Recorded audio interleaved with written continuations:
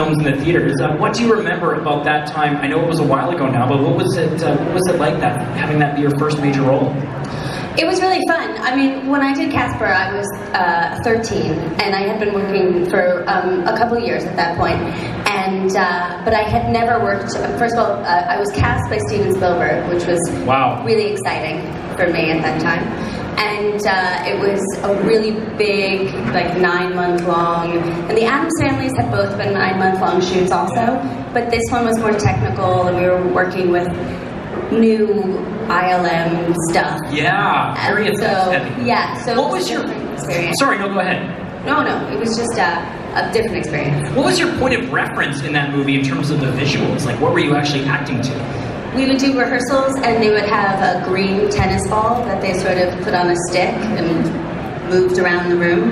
And then when we went to shoot, they would take the tennis ball out, and I would just remember where the ball had been. Yeah. Now, the Addams Family movies, particularly the second one, have attained such cult status. The second one actually has become like a classic Thanksgiving movie that a lot of people go to at that time of the year. What, in your mind, did you bring to Wednesday Addams when you were playing that role as a child? How sort of guided were you in terms of how to portray her? Because it's an iconic character from a 60s television show, but you brought such essence to it that really kind of brought it into a contemporary age. Well, when I was going in for the audition, I had actually just come from a very important audition where I had to cry and everything, and I was not 10 at the time, so I asked my mom if we could skip the last audition, and she said, no, it's a movie version of my favorite TV show when I was a kid. You have to go. And so I was like, all right, fine, what do I have to do? And she's like, no, it's great, you don't have to have any emotion whatsoever, just say the words. And I thought, okay, that I can do. Just deadpan. Yeah. And so it really worked out.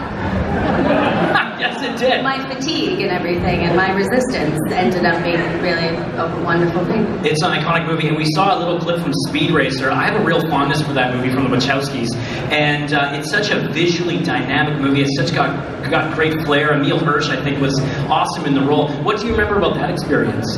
That was really fun. It was a similar kind of experience in Trust as Casper was. There was very little in the room at any time when we were acting. Sometimes they would have like a bus in the middle of a giant green room, and they would say, you're on the bus and you're going through this factory. And so you just imagine stuff. And it was kind of fun to be like with all these actors and have everybody sort of pantomiming and imagining together. But it was strange to when we finally saw the movie, it was like we were seeing things that we had never seen before. And when you were young too, you were getting into an array of dark roles. I mean, you look at The Ice Storm, Ang Lee's great film, Monster, so many really gritty dramas, and you worked with so many incredible directors. When did you start sort of veering into that territory? Well, I liked very different movies than the movies I was in as a child, and at a certain point I just started getting cast in films that I would have wanted to see myself, and I think, Ice Storm was the first movie that I felt, at that time, I would have gone to the theater and seen. So it was the first movie I did that I would have gone and seen, so I would say around Ice Storm, so that's 95. Your taste seemed a little sophisticated for how old you were. Did you grow up watching a lot of old classic movies or edgier films? My parents were cinephiles completely, and so when I was young, my mother would have me watch, I watched all of Hitchcock's movies before I was 12, and there were other movies that she particularly loved, and my father was a really huge fan of cinema. So yeah, I watched a lot of, and I had a lot of older siblings, so I wasn't necessarily watching kid stuff at home, I was watching what they were watching. You were growing up in Hollywood during a very transitional period, and looking back at it now to see how things have changed, what was that like? When did you start seeing a real kind of dramatic shift in how Hollywood worked, how women were being treated, the different roles you were being offered and things like that? When were you sort of becoming more aware of that? I didn't have that much experience with a lot of the issues that Me Too brought up. I think because I started out as a child in the industry and sort of made a name for myself as a really young person, that then as I grew older, my sexuality didn't necessarily have an effect on how people saw me. Like, it was harder to sexualize me because I had been everyone's favorite child. So I did not suffer in those ways. You know, of course, and I have to say, it's the same kind of roles are being offered to women as they were before. You know what I mean? Like, it hasn't really changed that much. Well, that's good to know. And yeah, I guess you sort of embraced early on taking on these more alternative roles, right? I mean, like, you weren't this sort of poster child or like girl next door. But I think ultimately that's why you have such staying power, because you took on at such an early age such challenging roles. Yeah, you know, most of the parts I got as a child were parts that I auditioned for and got that way. You know, I was not your typical child, and I'm still a little strange. So I think that has an effect on things. What are you gonna do? Yeah, we'll open up to some questions. So if people want to ask Christina a question, you can line up in an orderly fashion, please. The microphones are set up there, and feel free to adjust them to your height. I just want to say as well, you have the distinction of playing Lizzie Borden and Zelda Fitzgerald. What's it like playing those iconic roles?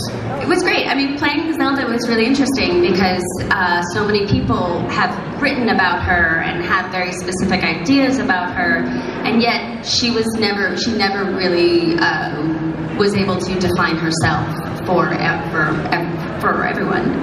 So it was sort of an attempt to try to define her in a way we thought she would want to be seen. So it was a bit of a struggle, and you know, we got one season out. Okay, let's take some questions, and we'll start on this side of the room. Go ahead. Hi, I'm Allie. So I also grew up in the 90s watching you in all those different movies, and I mean, Now and Then was my absolute favorite. Thank you. It still sticks with me now. So I was wondering, like, which of your movies, looking back, has stuck with you the most? I don't know. I mean, it's like asking what year of your life has stuck with you the most. And I guess I could, you know, certain things. You know what? I think like Buffalo 66 probably has stuck with me the most. It was during a real transition period of my life and career, and I like the idea of being defined by that movie. So, there you go. Thank you. All right, question over here for Christina. Yeah, hi, Christina. Hi. It looks like you've obviously had a vast career, and I'm wondering if you could reinsert yourself in the timeline of your life, when would it be and why? I like this question. I would go back to 1998 and do it again. I made so many mistakes, so I just want to go back and fix them. Yes. And yeah, yes, thank you for that question. Good one. Okay, 1998. Yeah. So one of my best friends and actually my school were doing Addams Family the musical. And what would be an advice to give to a Wednesday Addams, as you played her when you were pretty young? What would you give to a young actress playing Wednesday? Don't dance. She Has to for the musical. Yeah, it's tough. Dance very subtly. here. All right, go ahead over here. Hi, Christina. Hi. I just wanted to say thank you for making me know that it was okay to not be like kind of weird, or to be weird when you were a kid, because you were played characters that were kind of weird. So thank you.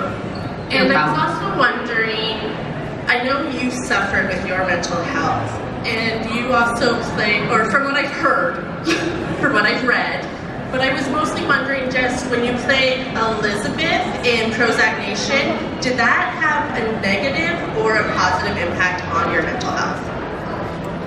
You know, I didn't have a lot of guidance at that time, so I sort of I had seen people do this sort of thing, so I sort of did what I thought, did what it looked like they were doing, but I guess I didn't see the part where they went home at night and were sane and took care of themselves. So I didn't handle that job in particular well, but you know, I think it was because I was very young. I was like really into the idea of playing this like really screwed up person, and I sort of like enjoyed being a mess.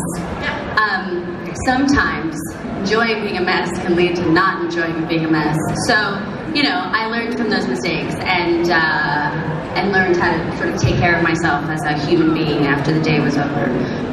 But yeah, those sorts of things can be very difficult. But I didn't sort of suffer from the same things that Elizabeth did. So I think it was easier for me. It could have been more difficult if I had those same kinds of problems, I think. Thank you. Okay, we'll take a question from this side. Hi, Christina. I wanted to thank you for coming. We're here for you. Thank you. And my girlfriend came, and I, like, literally just this. Oh, thanks. I was wondering, because it is one of my personal favorite, like, not just acting performances, but moments, transition to Happy Wednesday. I was wondering what kind of particular guidance there was, like switching over, you know, an entire set of mannerisms from one instance to the next. Who coached you along there, or where did those ideas come from? Those ideas all came from me. There was one line description in there that said Wednesday. It said like Wednesday with great difficulty cracks a smile or something. So I just did it. That was easy. You know, I mean, I was like 12 or 13. I think at those times, at those ages, you're a little bit freer. You trust your own imagination more. So I don't know. I just did it. Changed the world. Changed my heart. My Aww. sense of humor. Yeah, I guess you're not overanalyzing it as much as an adult. You just do it as a kid, right? Yeah, I mean, you get very anxious, and you know there's a lot of pressure, so you just are like, just do it. Yeah. Question over here. Go ahead. Truth or dare? Truth. I'm with a few of my sister and some 90s friends, and we just really would like to know what it was like to be able to kiss teen heartthrob Devon Sawa twice.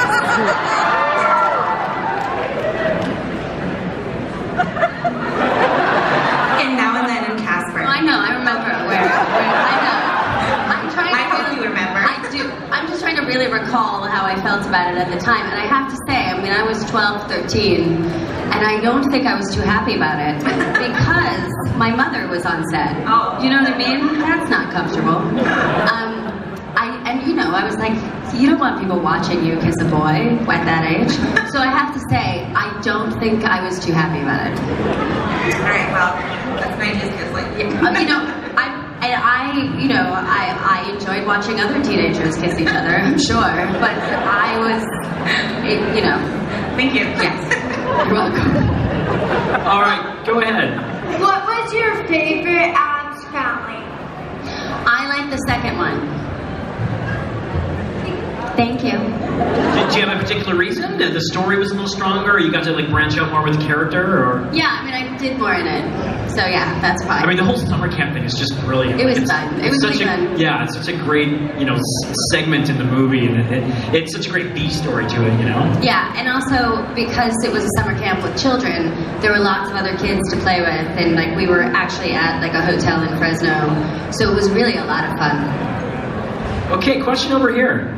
Which do you prefer, contemporary dramas or period dramas like Bellamy? I really like a period piece, but I think right now, currently, I'm more into doing modern. What are they called? Contemporary dramas. Thank you. Yes.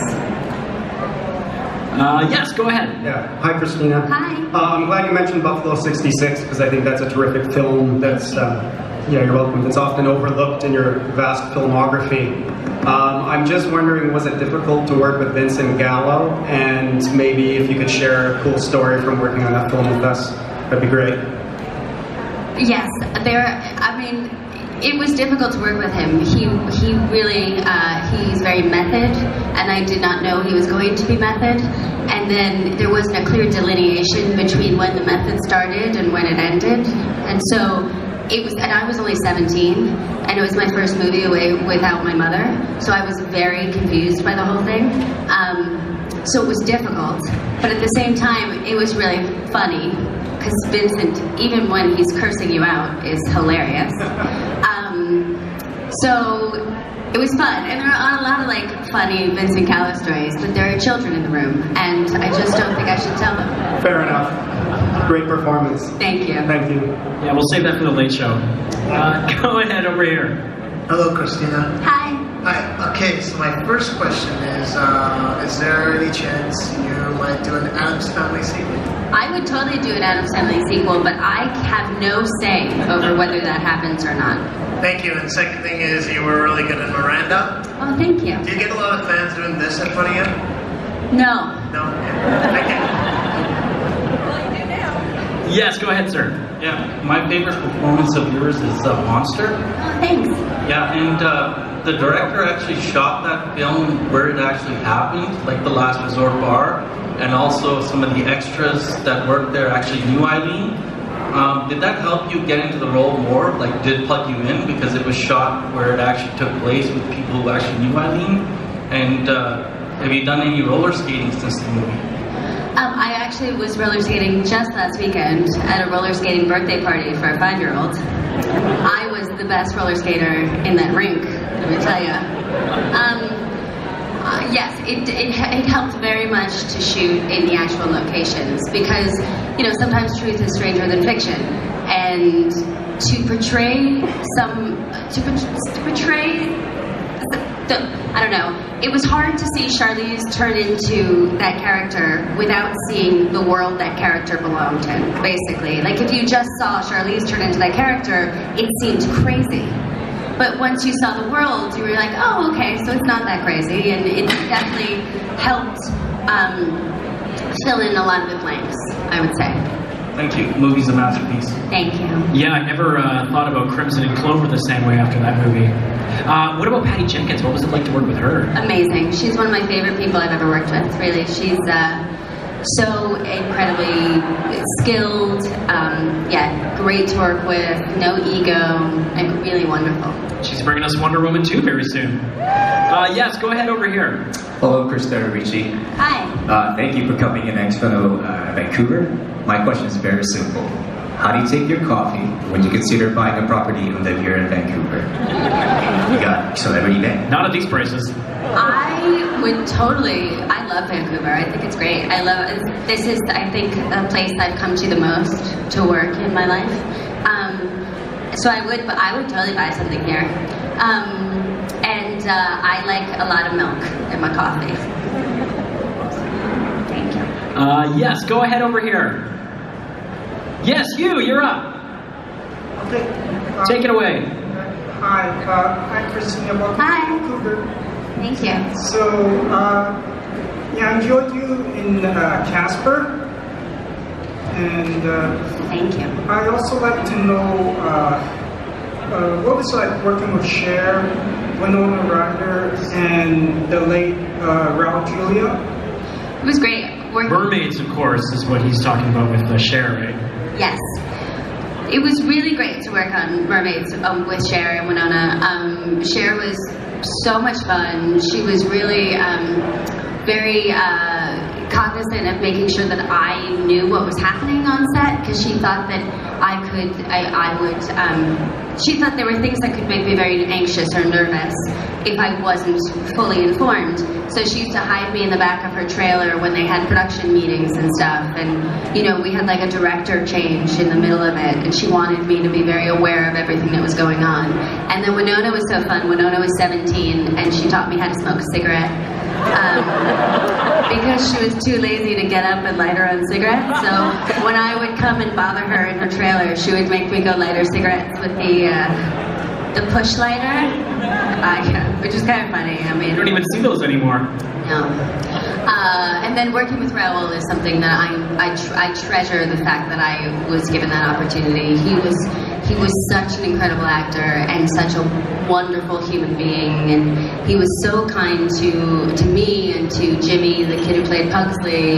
You know, if we were ever having a hard time or we were anxious, because you know, there's a lot going on set, and sometimes, you know, with kids, it can be overwhelming, and he would take us and put us on his lap and sing all kinds of songs with us, because he was always singing opera or, like, you know, songs from his childhood. So it was really an incredible experience, and I'll always be so grateful for that. Thank you. Okay, Little Wednesday has a question here. Hi. Hi. Other than Wednesday, who is your favorite member of the Addams Family and why?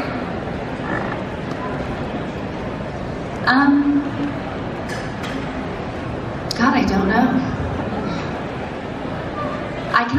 The only thing I'm thinking is that my character had a pet lizard that was named Lethal that I really enjoyed. They let me name it, and I named it Lethal. And I used to try to incorporate it into every scene. I don't think it made it into the movie that much, but I was obsessed with Lethal. So yeah, that was my favorite character in the Addams Family. Yeah, go ahead over here. Quite honored to see you, Miss Ritchie. I think you're less recognizable character and actress. I wish you can have someday go to Academy Award. Me too. I think you should be honored. What my question is, right now I'm pretty touched by the Academy Awards 92nd, 3 days ago or 4 days ago, from the Joaquin Phoenix speech. You go back there. What about, do you have any social cause in your background or when you're off time? I mean, Joaquin Phoenix say we can fight social justice, indigenous rights, women's rights, equal rights, and racial equality, all those things. You go back to his speech, that's the best speech he ever had from the 20 to about here. And we are in the depth of great trouble with the coronavirus, with the housing crisis, with the world right now. We should have more people take on the social causes. Doesn't matter with the go to, you can indulge on the Batman, Superman, Iron Man. We should have sometimes to do a social cause using multimedia or Facebook. So what my question is, what do you have associated with any other social cause, and what your current projects? I was the national spokesperson for RAINN, which is the Rape, Abuse, Incest National Network in America, for 10 years. So I don't do that anymore because we used to go and speak to the Appropriations Committee in the States to fully fund the Violence Against Women's Act every year. It is not a nonpartisan issue anymore, so we are now no longer able to do that. I think sometimes, well, I don't know. I don't really want to get into that right now, but yes, I chose a cause very early when I was 17, and I always worked for it, and I have until very recently. So, you know, people have been doing things for social justice before it became trendy. And I think that we should remember that people worked for years to make the change that is happening now happen. We just didn't hear about it as much, right? Well, yeah, it wasn't trendy. There were no hashtags for it. Social media. Great question, thank you. Yes, go over here for Christina. I'm a big fan of a lot of your movies, but my favorite's probably Penelope. I was wondering what it was like working with Catherine O'Hara. So great. I love Catherine so much. She actually sat down and taught me and another actor how to do her drunk that she does, which was really fantastic. And very generous, because most people wouldn't teach you how to do it. And I just love her. She's the greatest. She's so much fun. Such an incredible actress, obviously, such an incredible comedian. And I'm always trying to work with her again, but she'll only do Schitt's Creek. So she won't do anything else. Thank you. All right, go ahead over here. Hi. I had a question with your have done a lot of films, you have a huge body of work as an actress, and you produce films, but do you plan on directing or anything in that direction? I would like to, but I don't have anything right now that I feel that passionately about. And I figure I'm going to have to do my, you know, I feel like I should come up. As a director, I would want to do some work in the right way. You know, like, you know, if I was on a TV show, maybe shadowing a director and the directing episodes. But I wouldn't want to just jump into directing because I feel like it's a skill that people need to learn. But yes, at some point I would love to maybe learn. Thanks. Thanks. Yes, go ahead, over here. Hi, Christina. Hi. You're by far one of my favorite child actresses. I really like a lot of your earlier films. Thank you. So my question is, did starting early acting help you, like, change how you act now? Like, does starting, like, being a child actress help you act differently now that you're an adult? I don't know. I think that possibly being a child actor hindered my ability to act as an adult for a long time because, you know, it's a very different, you know, even like the acting style in the 90s is so different than acting style now. So sometimes I watch some of my earlier movies and I'm just like, oh my God, you're so terrible. But, you know, it was acceptable then. So it's interesting. So I don't think it helped necessarily, but it has made me very aware of how the styles have changed over the years.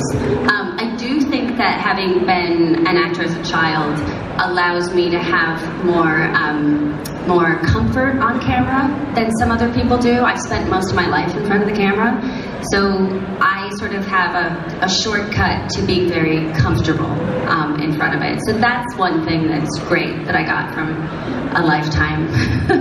Thank you so much. I'm going to ask you, have you ever do a TV series called Pan Am? Yes. I just want to know, give your opinion or reaction. It only lasts one season, and I watched the entire series. You know, it was a very, very expensive show, and it didn't get the ratings it needed to warrant how expensive the show was. So the reason it was canceled so quickly was because they just couldn't afford to lose any more money. You know, it's a shame that it didn't go on longer. I think it was a great concept, and had it been made by one of the cable networks, you know, it probably would have been done well. NBC. It was NBC. It was ABC. Yeah.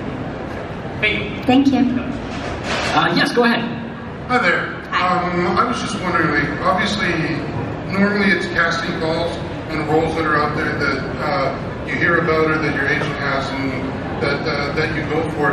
Now with the nostalgia the way it is, did you ever consider calling like, you know, some of your old friends like Winona Ryder with nostalgia the way it is and going, do you have any nice roles on some of those, like, you know, shows that might be good for you, like Stranger Things and whatnot? I feel like that would make me look really bad. Okay. If I were calling people to try to get on their shows. Yeah, not a problem. But you know, I do work still. So I have a couple of movies coming out and a television show for Showtime that I'm doing. So yeah, you know.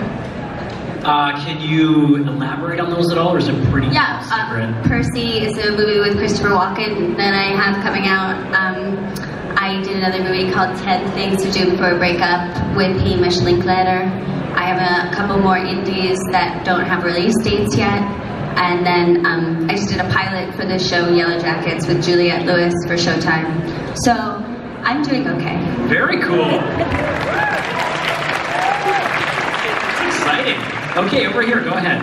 Hi, so my mom and I are actually huge fans of Addams Family. Thank you. And it's her birthday today, so I was just wondering if you could say happy birthday to my mom. Where is she? She's right there. Oh, happy birthday. What is your mom's name? Claudette. Happy birthday, Claudette. That's a great name.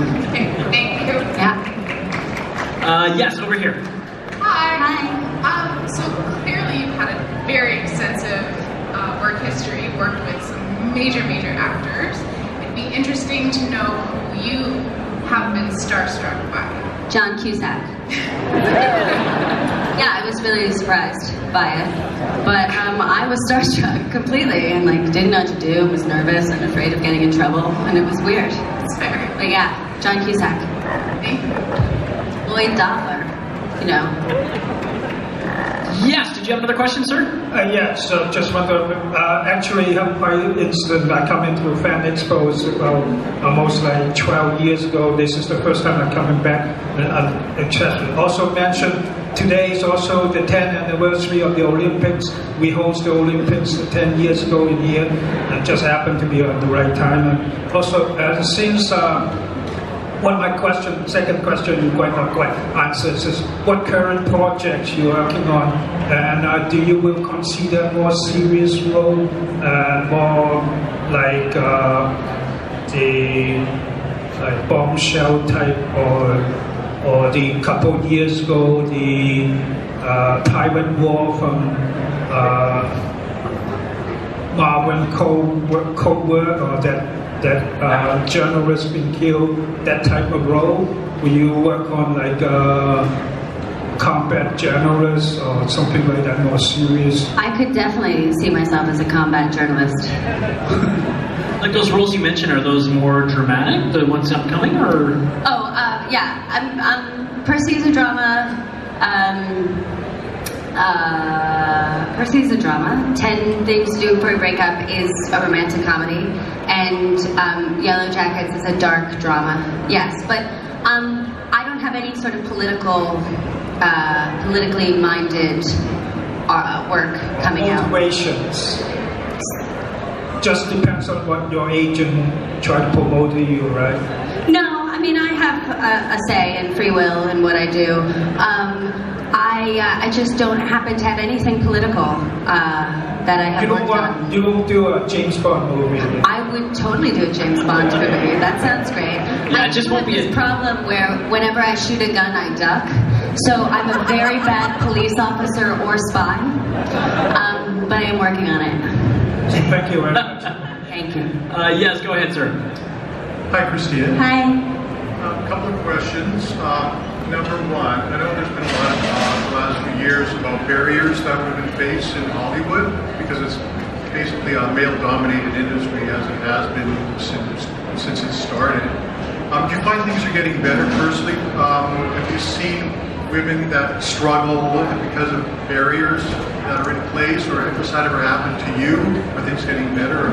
What's been your experience? I haven't had that much first-hand experience with issues because of my gender. You know, I think that things are limited for women in Hollywood the way things are limited for women in the world. So it was, you know, and a lot of the things that people are just becoming aware of are things that we have been and were aware of for, you know, 20 years. So I can't really muster the same sort of outrage or surprise as everybody else can, or even do I even notice it that much? And maybe that's a sad statement, but you know, it just isn't something that has affected me as much, I don't think. My second question is, have you ever not gotten roles that you wish you had? Yes. And what might some of those roles have been? Like, you would have made a great Catwoman, for example, I think. Yeah, I mean, I think now I'm too old, and then I was too young, you know, and not as famous as those people. I would have loved to play Catwoman, but I think, you know, unless they do like geriatric cat lady, so oh, come on. Not gonna happen. But I think that's a great idea for a show. Is everybody, well, the older geriatric, villains in their retirement home. You're not that old. You know, I know, but that I'm saying for the future. Totally. I'm planning ahead. But yes, there have been lots of roles I haven't gotten, but it would be way too embarrassing to tell you about them. Thank you. Thank you. Yes, go ahead over here. Hi. What is your favorite era in filmmaking, and if you could work with anybody, who would your fantasy draft be? It's probably everybody probably says the same, but the 70s, I think, are my favorite period in film. And what was the second question? If you could work with anybody, acting, directing, who's your fantasy draft? I would like to work with Yorgos. really a lot. And I can't pronounce his last name, so I just... Lanthimos. Lanthimos. I could have seen you in The Favorite, actually. Yeah, I mean, I love his movies. I just love it. I love the modern day fable, you know, modern day allegory. It's great. Yeah. Thank you. Yeah, everyone should check out Yorgos Lanthimos' movies. Oh yeah. They're well done. Go ahead over here. So a lot of people believe they know their favorite actors, and it's really hard to get a good grasp on who they actually are behind the scenes. My question for you actually is, which character do you think most aligns with your personality, and why? I don't really know. I don't think I've ever played anyone who's like me. Is that the feedback that they were warning us about? That's the other student, oh, good. The other session. I was told if it starts giving me feedback, do not remove it from your mouth. So. No, we're good. Okay. Thank you. Yeah, go ahead over here. How is it working with Gomez in Addams Family? It was so much fun. The actor who played Gomez, Raul Julia, was just the most wonderful man I have ever met. A total gentleman. He was really kind to us because we were little, and he used to sing and dance with us. He was great. Thank you for your question. Nice question. Yes, go ahead over here. Hi. So one of my favorite scenes from the Addams Family is when Pugsley and Wednesday are performing in the school play. So I was wondering how fun was that to film, and about how much fake blood did they use for that? They used a lot of fake blood, and it was really, really super fun. I think that was one of my favorite scenes I've ever filmed, and I got into trouble because I got really carried away because I was having so much fun. And then I started spraying Jimmy Workman with my neck wound. I was jumping up and down and spraying his whole body. And everybody was laughing. And then he got really upset because he felt like I was making fun of him in front of a crowd of people. And so the producer had to come and talk to me about not being mean. But it was really great. I had such a good time. We're learning so much about you. Great. I can be mean. Yeah, go ahead, sir. Yeah, we have one question. Yeah, you can bring the mic up. Go for it.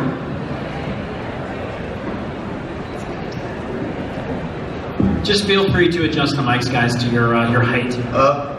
When you started your acting career, like about 9 years old, what was the motivation of you getting into this type of job that you have? Was it parent motivated, or was there something else that got you into it? When I was 7, I was in a school play, and another kid in the class was already doing commercials and stuff, and we lived in New Jersey, and he used to drive into the city to do commercials and all that stuff, New York, and his mother recommended to my mother that I go meet with his manager and do commercials and stuff.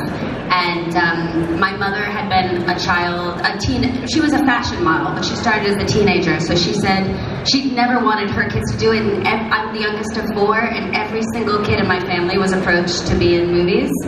And because my brothers were older, they told her that she was wrong. She should have let every one of them do it, and that they should let me. So they did, and this, it all worked out.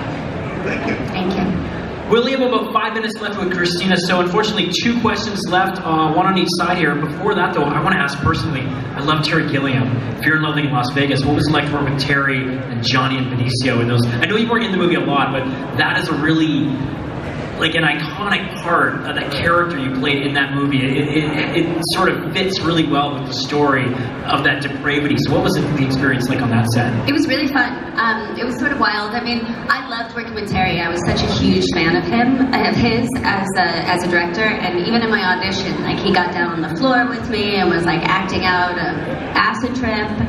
And then, it was strange to be on that set, because all of a sudden I was on set and Benicio was enormous and whipping me with a towel, and Johnny's ankle was in my mouth, and I was maybe I was 18, but Johnny Depp's ankle was in my mouth. And they were like, bite him harder. I was like, wow. I'm not biting Johnny Depp harder.